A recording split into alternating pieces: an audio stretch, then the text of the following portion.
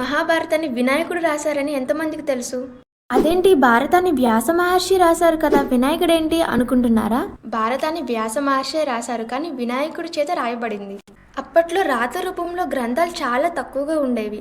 Information ఒకరి నుంచి ఒకరికి మాటల ద్వారా కానీ టీచింగ్ ద్వారా కానీ పాస్ అయ్యేది.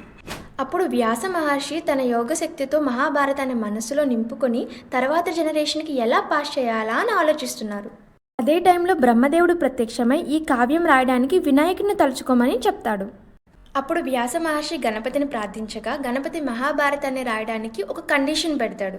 మీరు భారతాన్ని ఆగకుండా చెప్పాలి, ఇన్ కేస్ ఎక్కడైనా ఆపితే అక్కడి నుంచి నేను భారతాన్ని రాయడం మానేస్తాను అని అంటారు. అప్పుడు వ్యాస మహర్షి రివర్స్లో ఇంకో కండిషన్ పెడతాడు.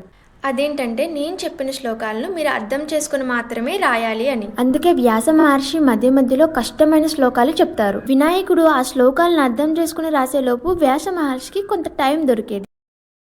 ఇలాంటివి 8800 కష్టమైన శ్లోకాలు మహాభారతంలో ఉన్నాయి. ఈ విధంగా వ్యాస మహర్షి ద్వారా వినాయకుడు రైటర్గా మహాభారతాన్ని మనకి అందించారు. జై శ్రీకృష్ణ.